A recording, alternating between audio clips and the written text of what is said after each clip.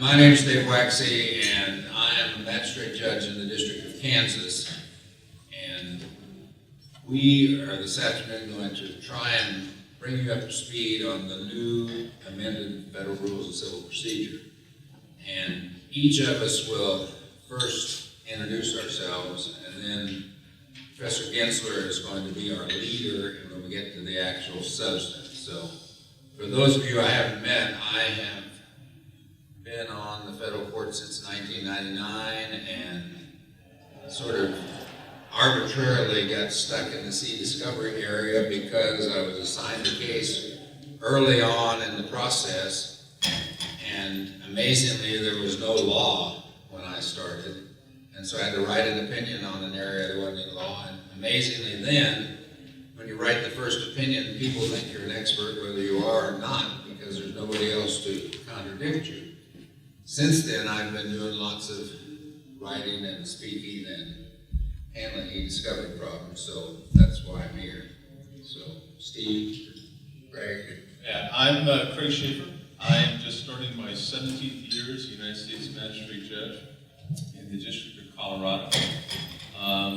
Much like Dave, I came to e-discovery sort of in a backhanded way, but I'm currently a member of the Sedona Conference Judicial Advisory Board. I'm a member of the Georgetown Advanced E-Discovery Institute Advisory Board.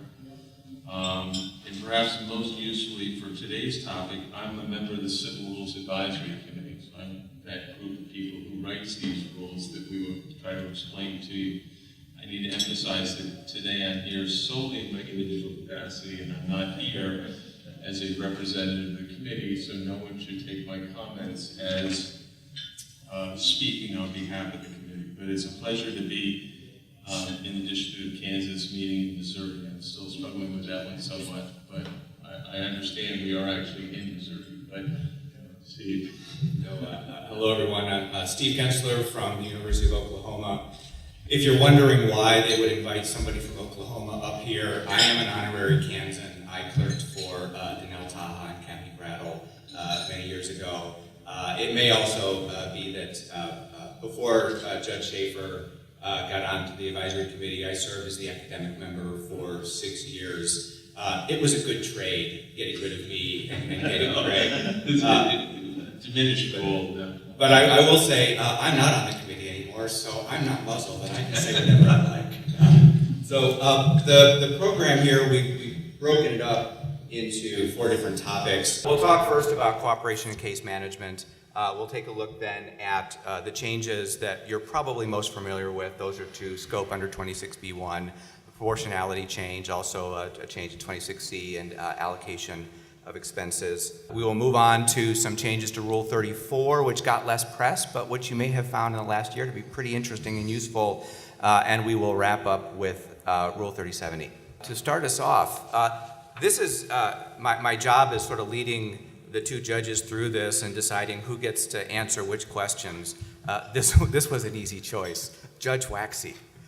Rule 1 was amended to include, I think people would say, include the concept of cooperation. You'll notice the word cooperation isn't in the rule text. There had been a suggestion it would make it into the rule text. That was rejected because nobody could define it. But it made its way into the committee note. Judge Waxy, what do you think of this development? And have you seen any developments with practicing lawyers and judges in the year that it's been in place? Well, I think it's an important change because, as you can see, the emphasis is now not only on the court. It used to say the court shall construe and administer these rules to secure just, speedy, and inexpensive determination. As a result of the Duke Conference that was held, I guess about 7 years ago now, that was a conference put on by the FJC to try and look at the question of, does litigation cost too much and take too long? Well, that didn't take long to answer, because it clearly does. The question was, what are the solutions? And one of them that was discussed at that conference was the idea of making sure lawyers and parties understand they have an obligation to help get us to just, speedy, and inexpensive.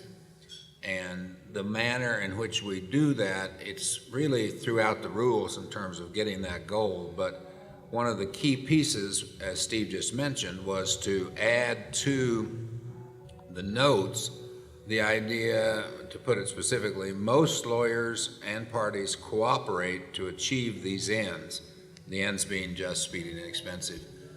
And it really, the idea was to create almost a cultural change, because there are too many lawyers and some parties that have approached litigation not as something to secure just, speedy, and inexpensive ends, but in some cases to be real cynical.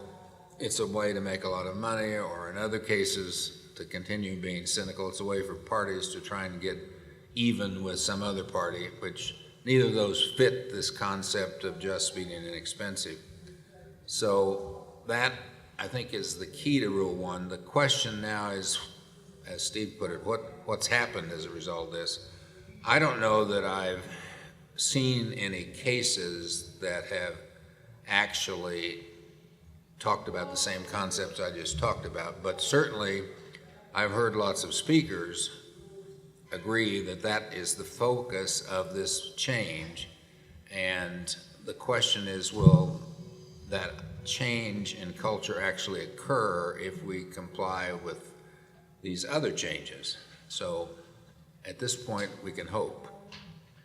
So just quickly, Judge Schaefer, when you were holding discovery conferences with lawyers, does the word cooperation come up? Does it come from you? Do you sense it in them, or have you sensed any change in a year? I would have hoped for more change, candidly. I think that Dave is right. This rule really reflects an attempt to change litigation culture, and moving that needle is going to take some time.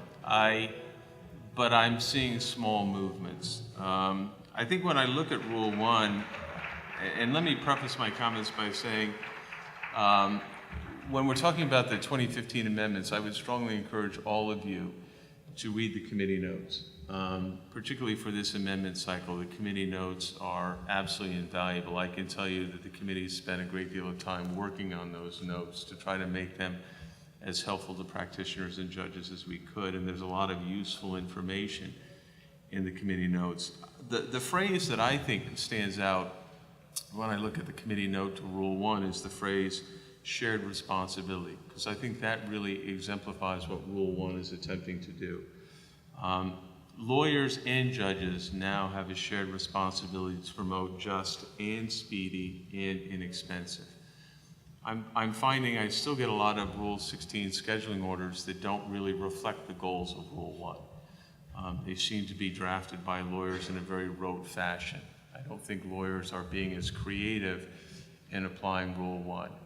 Let me emphasize, Rule 1 does not carry any independent sanctioning authority. But I would not want to suggest by that fact that it's an unimportant rule. Because there are other rules that I think play directly into Rule 1. So for instance, Rule 37F says that if a party does not participate in the development of a reasonable discovery plan, that is potentially a sanctionable act. Similarly, Rule 16F says that if a party comes to a scheduling order or a pretrial conference not prepared to discuss the case, the court can impose sanctions. And to some extent, those rules play into Rule 1. I think this is an important rule, Steve, and my hope is that it will take on greater significance. You know, if I could follow up a little bit to what Craig just said, when you look at the notes to this amendment to Rule 1, there are two sentences I want to just read to you. Effective adequacy is consistent with and indeed depends upon cooperative and proportional use of procedure. This amendment does not create a new or independent source of sanctions, neither does it abridge the scope of any of the other rules. So the committee, I think, was trying to walk a very fine line between what some of us had argued for at Duke and later in terms of making it a mandatory, enforceable duty to cooperate, and this final sort of middle ground to that issue. So let's move on to another one of sort of the meta themes of the 2015 amendments, and that is the emphasis on active case management. Now, since you're all here, this means that you're probably the folks that read the Chief Justice's 2015 year-end report, where he waxed eloquently about the benefits of this, did it again in the 2016 year-end report. Judge Schaefer, pulling up the first slide, there's an interesting word missing here, or concept missing. It says scheduling order. What the judge must do is issue a scheduling order. It does not say the judge must hold a case management conference, now or ever. So could you tell us a little bit about what you find sort of an attitude or theme in these amendments about case management? Well, one of the overarching concerns that was expressed at the Duke conference that Dave alluded to a few moments ago was the perceived need for active judicial case management. The committee believed that there was an increased need for judges to be engaged in their own cases. Not just engaged, but engaged early. Also, a number of the rules that you have in front of us, or have in front of you on the slides, were attempting to move the pretrial process along faster. So for instance, Rule 4M shortens from 120 to 90 days the time for serving the complaint, the summons and complaint. The committees is attempting to compress these deadlines in order for the court to get more actively engaged, for the case to move forward more expeditiously. Now, the court has the ability to adjust these deadlines upon a showing of good cause. But the hope was that if we could shorten some of these time frames, we could move the case along faster. Just a word of caution with respect to 4M, Rule 4M shortens from 120 to 90 days, which on its face seems a fairly straightforward exercise. Just be aware that this directly impacts Rule 15. Because remember, those of you who deal with 15 and the relation back rule provides that as long as the person gets notice within the 4M time period, the amended complaint relates back. 4M shortens that time period. So to the extent that you're looking at Rule 4M, you've got to read it also in connection with Rule 15. Otherwise, it becomes a trap for the unwary. Let me just follow up. The committee notes talk about the benefits of active case management. The Chief Justice has. Is there a particular reason why the advisory committee didn't take a stronger stance on this and make it a rule that said, we actually expect you to hold case management conferences? I was not on the committee when this particular rule was developed. My suspicion, Steve, is that this was probably a nod to the notion of judicial discretion, and that whenever we talk about active judicial case management, there's always this lingering concern that each judge feels that they have the independent discretion to manage their case the way they think is most appropriate. So I think that was probably a conscious decision to be suggestive and not necessarily mandatory. So, and Judge Waxy, but you have to sing this because I hear them next door. So, I was going to say, you've obviously not heard me sing, Steve. The one thing I want to go back to is the Duke Conference had a clear consensus that one of the ways to get to just, speedy, and inexpensive was more active judicial case management. And there are a lot of little pieces to these rule changes that try and, without saying that specifically, get the judge involved by setting up things that counsel have to do, that if they don't do it, and then it's the judge's obligation to make sure that it gets done. So the concept of case management was a key component of getting these changes. So in the interest of, anything else? I know one of the, this is an e-discovery focus, at least according to the title. One of the actual things that was added into Rule 16 was reference to talking about preservation, lawyers talking about preservation, scheduling order. talking about it. Any further comments on that? Or? No, I think one of the, and I know that Dave has some strong feelings on this as well. One of the hopefully important changes in Rule 16, the committee tried to signal to the readers that we see some real value in having and trying to resolve discovery disputes before they ever get to the written motion stage. And so one of the things that 16 talks about, and one of the things that's addressed in 26F, we encourage the parties to discuss with the judge the possibility of adopting an early informal dispute resolution process. I've been doing it now for 14 years, and I found it works fabulously. I think, Dave, you do it too. I would strongly encourage you, if you're in front of a judge, broach the subject with your judge. Find out if the judge is willing to deal with discovery disputes on an informal basis. If there's some mechanism to short circuit the motion practice. I can tell you I've been doing it now, as I said, for 14 years. I find I can resolve about 90% of discovery disputes without ever getting anybody to file a motion. Generally what I do is I just sit down with the parties and say, what's this dispute really about? And is there some way we can short circuit the problem?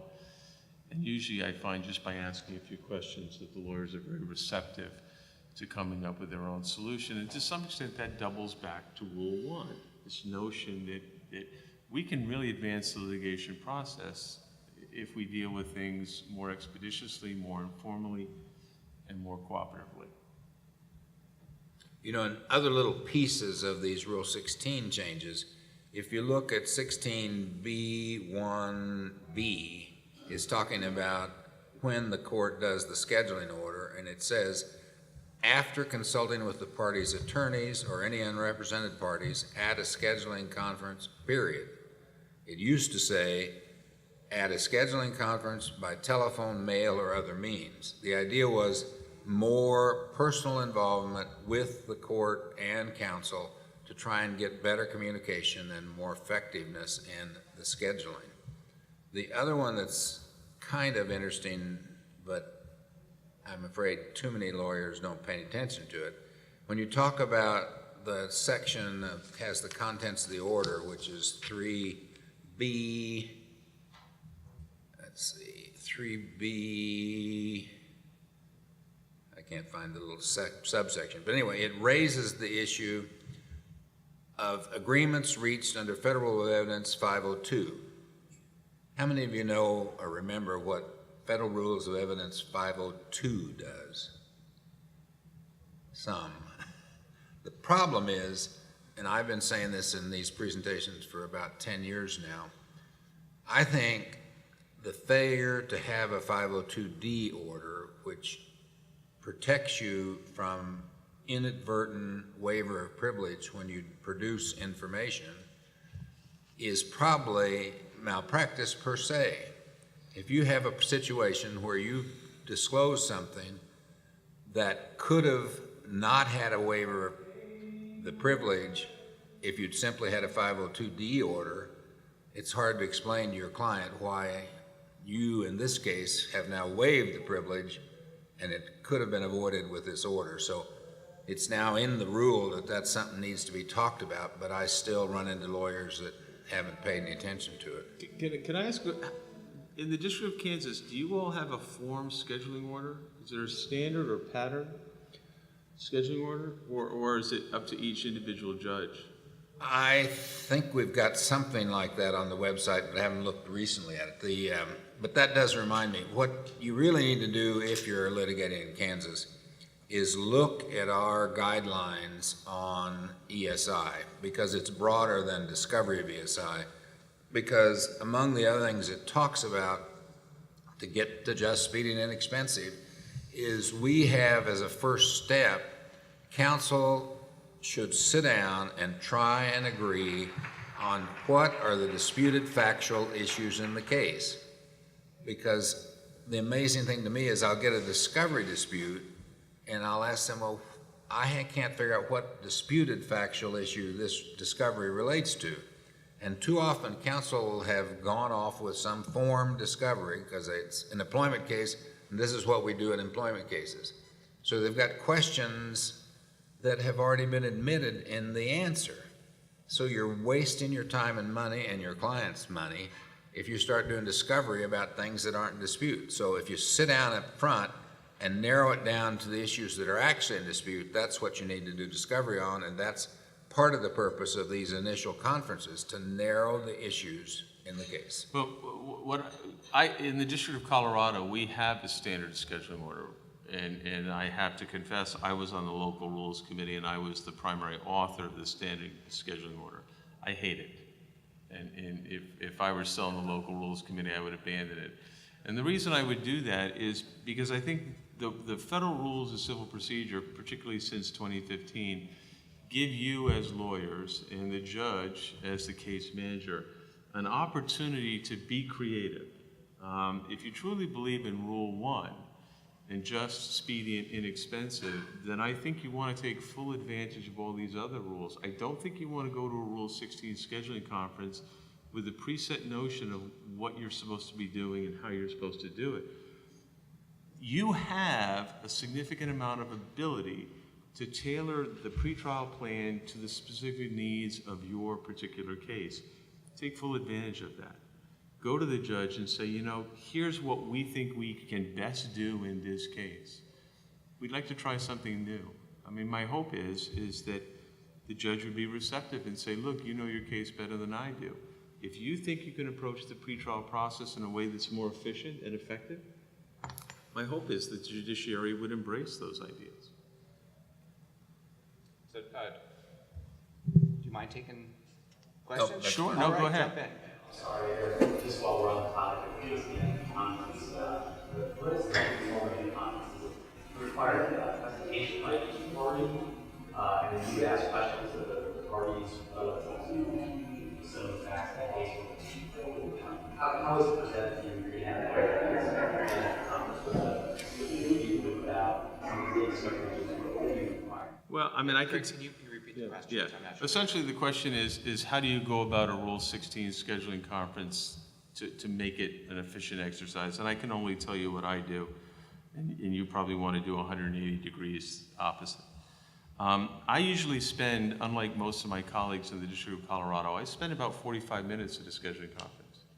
I mean, to me, it's probably one of the most important opportunities I have to meet with the attorneys, to get a sense of how they see their case.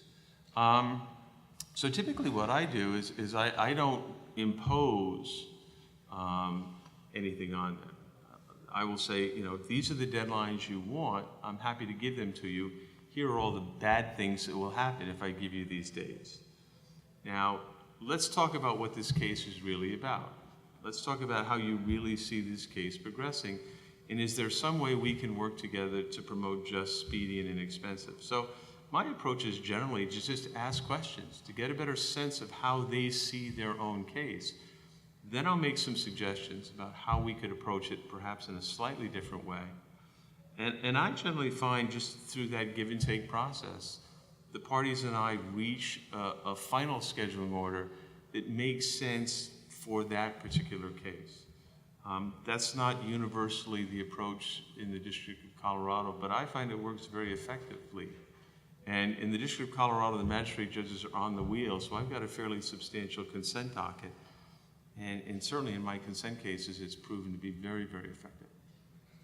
I think, as you know, in Kansas, we start out with an initial order saying we want to report a party's planning meeting, and that form has a lot of these questions in it, and you're supposed to answer them and give it back to us so that we can then better end up with a scheduling order.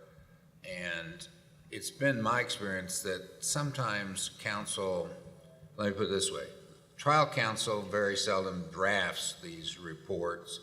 So you get an associate who's trying to follow some form, and the partner or trial counsel may or may not have spent much time with the associate on that. So you sometimes there's a dichotomy between what you see in the written material and what you hear orally from the partner. So one of the things I urge counsel is don't do that. That it's very important you start out communicating internally and make sure you're in agreement on what you're doing. So, great question. And Other questions, just raise your hand and we'll get you involved. Just the hard questions go to Dave. If there was one topic that got a lot of press for the 2015 amendments, it was the changes to scope of discovery under 26B1. Very quickly, the scope was changed from relevant to claims and defenses with possible extension to subject matter, just relevant to claims and defenses. The subject matter extension was dropped. The concept of proportionality that had lived in a sub-basement of the rule was named, right? The word proportionality had never actually appeared in 26B. It's sort of this Voldemort-like quality. It has now been named. It is put explicitly in scope, so relevant, not privileged, and proportional to the needs of the case. And then the old language talking about reasonably calculated was rephrased, not deleted, but rephrased to more clearly communicate the operative concept. So judges, I don't know who to toss to for this one. So we have an addition of proportionality, we have a deletion of the subject matter extension, we've got the concept of the relationship between discoverability and admissibility. Which of those topics would you like to take on? Go, Greg, go. Well, let me talk about the things that were deleted. The committee eliminated the reference to discovery as to the subject matter. That was deleted for a couple of reasons. First of all, we did a review of the case law, and that phrase didn't seem to surface very often. It wasn't the subject of significant dispute. There was a feeling if it's not really the subject of significant dispute and the rule was already very, very long, the feeling was we could take that out and it wouldn't dramatically represent a sea change. We also eliminated the old version of 26B1, which allowed you to conduct discovery of sources of information and custodians, essentially discovery about discovery. That was struck because the committee concluded that area of discovery was so solidly entrenched in legal practice that we could take it out and it wouldn't again mark a significant departure because lawyers were doing it anyway. The most significant deletion, however, was the reasonably calculated language. The committee took that out because, frankly, our belief was that that phrase had taken on a completely unintended life. That phrase, reasonably calculated, was inserted into the rule originally to deal with a very specific problem that typically arose at depositions. Unfortunately, it had come to the point where it was being cited by lawyers and judges as, in fact, the definitional phrase for the scope of discovery. So that phrase was taken out to emphasize the notion that it never should have been a definitional component. So my simple advice to you is if you're still cranking out boilerplate objections, if you are still objecting to a discovery request on the grounds that it's not reasonably calculated, strike that from your brief bank, strike that from your boilerplate objection, because all you're demonstrating is that you don't know the rule. I would also tell you that you should strike it because if you are objecting to discovery on the grounds that it's not reasonably calculated, please be aware that your discovery responses are subject to a 26G certification. Under 26G, you are certifying to the best of your knowledge, information, and belief formed after a reasonable inquiry that your discovery responses are consistent with the Federal Rules of Civil Procedure, not intended for an improper purpose. If you are objecting on the grounds that something is not reasonably calculated, technically you are not consistent with the federal rules. And 26G3 says that the court can impose sanctions unless the violation is substantially justified. So, One small correction, it says the court must. Must, right, yes. It's not a. So, but the overarching goal in Rule 26B1 was to restore proportionality into the equation and to heighten the importance of proportionality as an essential element in determining the scope of discovery. And I think that the goal here was great. I'm not sure they're going to reach the goal with the changes they've made because the idea of looking at these factors to determine whether something was burdensome or not was previously in the rule. You just had to file a motion for protective order to get the protection from what the other side was doing that you thought was a burden. They took pretty much the same language, moved it up to the first subset, and said this is a definition of discovery, not something you have to affirmatively raise to get discovery stopped that you don't think is proportional.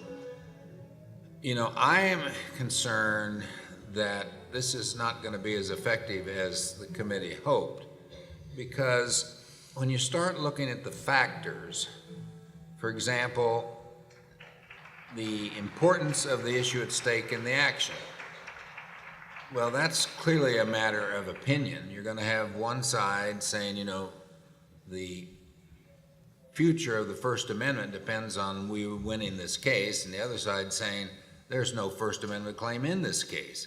Well, then how does the court make a determination of the importance? But more importantly, you get to the amount in controversy. You know, if the parties could agree on the amount in controversy, you probably wouldn't have a case. But, you know, often the answer I get is, well, Judge, this is a $10 million case and we're going to prevail.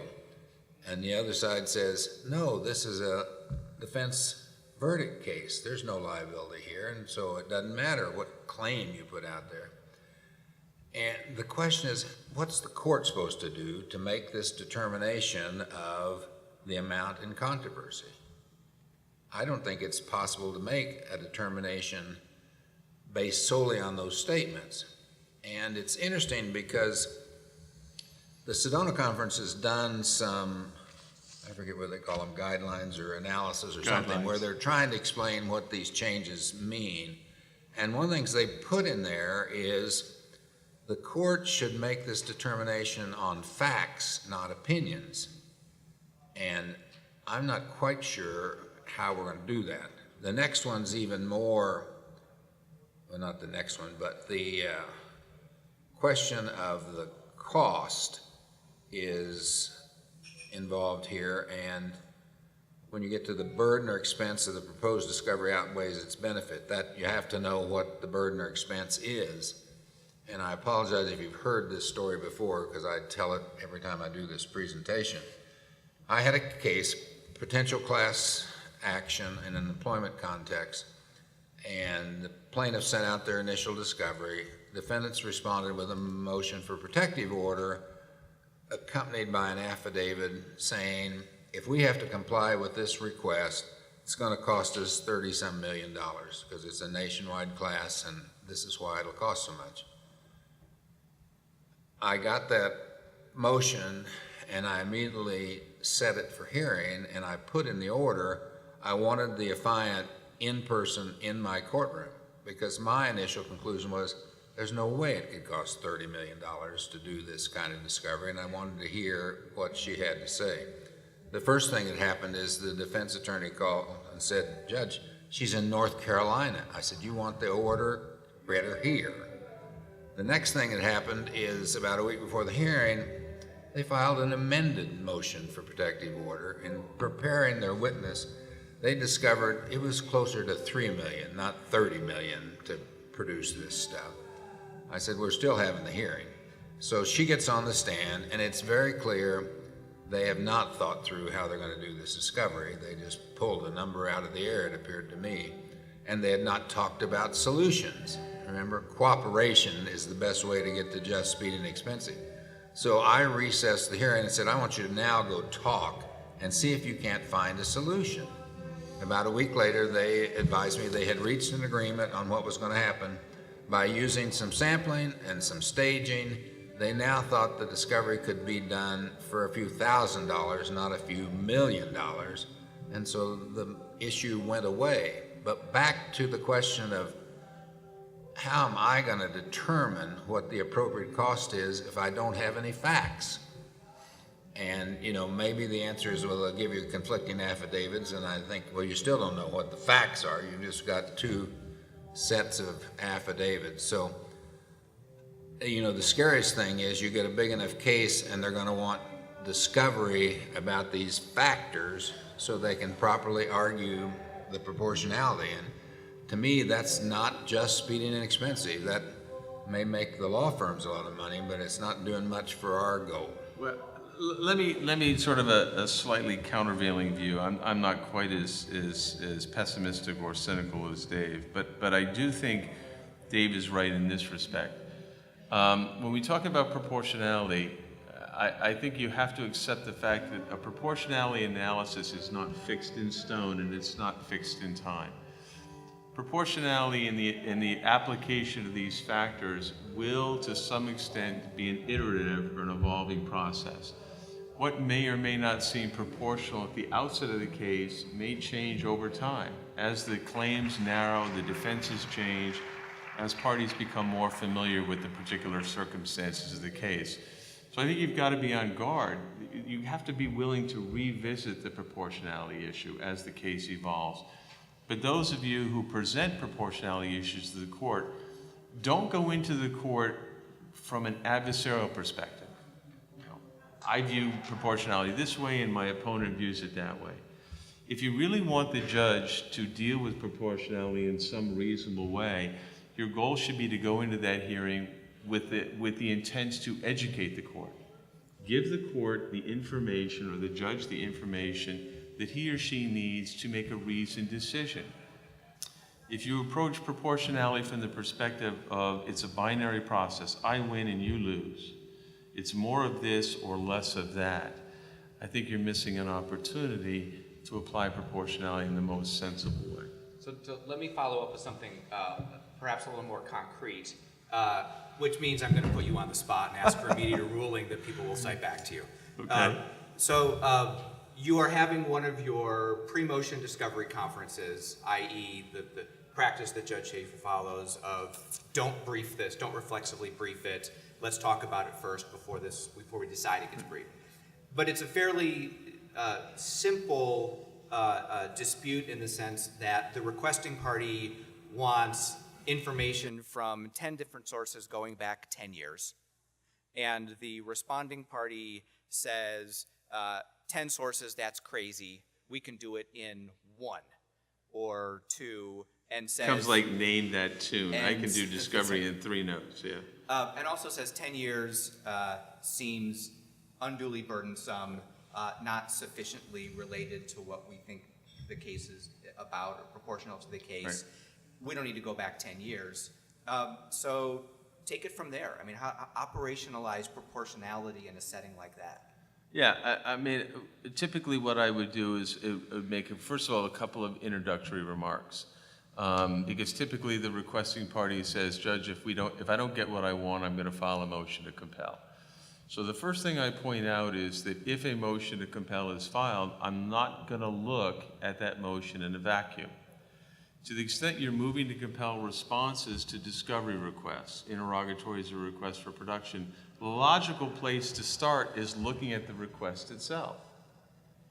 And as soon as I tell the requesting party, by the way, I'm going to look to determine whether your requests are proportional, whether your requests pass muster under 26G, because if they don't, I can't help you. That immediately forces the requesting party to decide, is this a battle that I really want to fight? Because I tell them, if you move to compel, you are moving to compel based on what you actually served, not what you might have served with some calm reflection. Because Rule 37 says you are moving to compel responses to discovery that's actually been served. So I start with that sort of cautionary observation.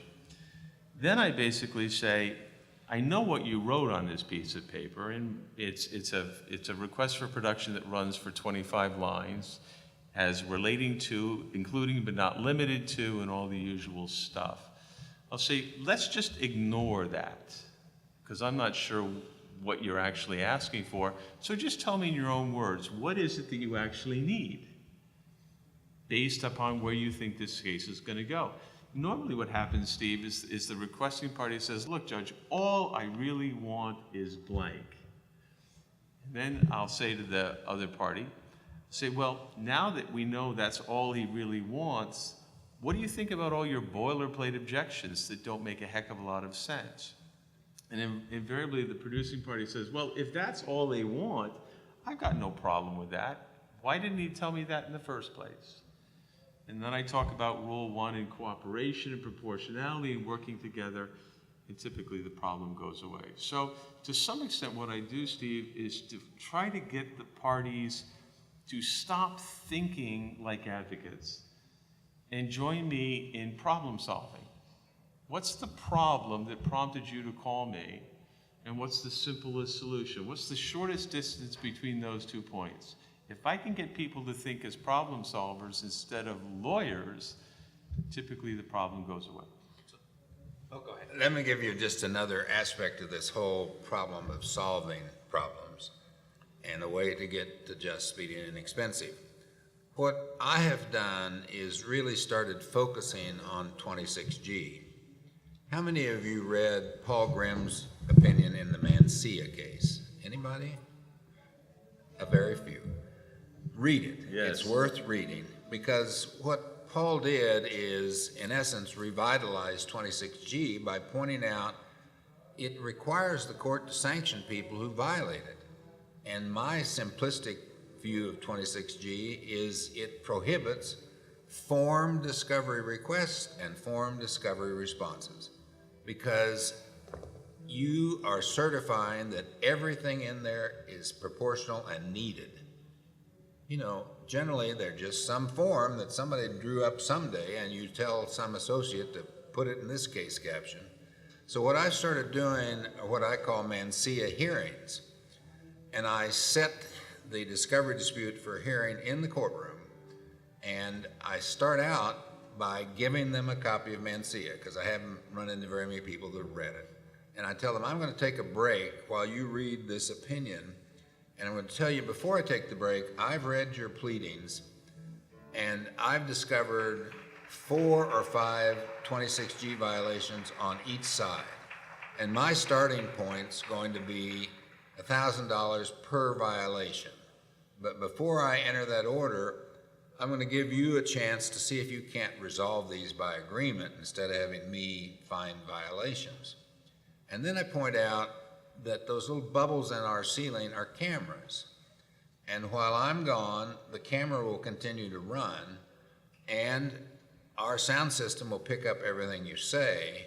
So your choice is reach an agreement, or I'll watch the video and listen to the tape to see who the problem is here. And I have yet to have to rule on something after setting up one of those hearings. And I used to say, I don't understand why this works, but I was on a panel with a lawyer who had her undergraduate degree in physics, and she said, it's simple, Judge. Lawyers are like particles in physics. They change when observed. Well, the point, and Dave is more articulate than I am. I tend to be overly simplistic, and here's how I would tell you to deal with the problem. 26G is a stop and think rule. It presumes that you're doing the thinking at the front end, not at the back end. I find that most discovery disputes are wholly avoidable if the parties had just been a little more thoughtful and proactive at the front end. Most discovery disputes, in my opinion, are based on miscommunication or misperception. And that, I think, plays into proportionality as well. We want people to be more thoughtful at the front end of the process. And I know we're running a little late on time. Yeah, by late visit. And I have indulged this conversation because I do think for lawyers, they really do want to hear judges talk about how they make proportionality decisions, certainly more than they want to hear me talk about technical rule stuff. We have 2 minutes. Cost allocation or Rule 34? Where do you want to go? I think more importantly is 37. Well, you're not going to cover 37 in 2 minutes. No. I mean, we haven't even preserved the time to talk about I'm going to make an executive decision. Judge Schaefer, cost allocation. Yeah, cost 26C now mentions it. It didn't before. Is there Right. some deep dark No, signal? it's not a big, deep, dark secret. What the committee was doing with the amendment to 26C was to simply reflect what was already the case. Judges always had the inherent ability to allocate costs. Again, I told you that you want to read the committee notes. This is a perfect illustration. The committee note to the 26C amendment makes clear that this does not represent a significant change. And more importantly, it doesn't represent a departure from the American rule where the producing party bears fees and costs. The court has the ability to allocate costs, but the committee contemplates that this will be an exceptional remedy and it's not intended to overtake or circumvent the American rule.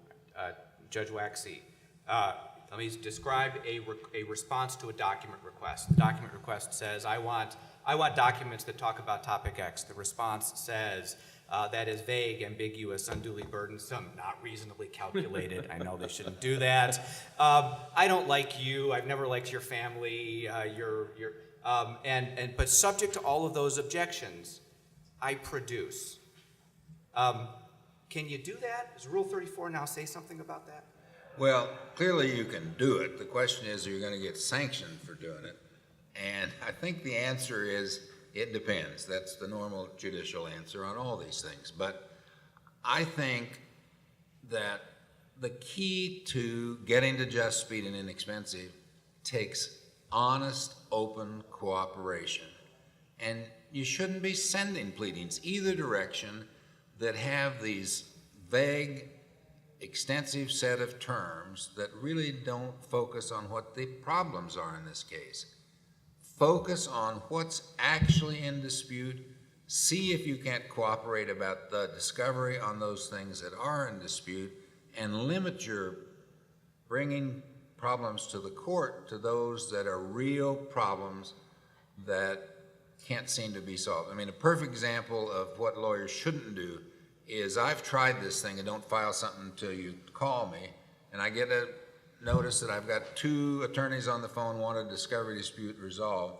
I get on the phone, they've agreed they need more, the plaintiffs should be allowed more interrogatories, and the dispute is 3 versus 5. And I said, are you serious you're taking my time up with whether you get 3 or 5 interrogatories? Well, Judge, we can't agree. I said, this is just ridiculous. You talk about the opposite of getting to just, speed, and inexpensive. So I gave him 4 and said, don't call me back. And we are out of time, so please thank me and join me in thanking our judges.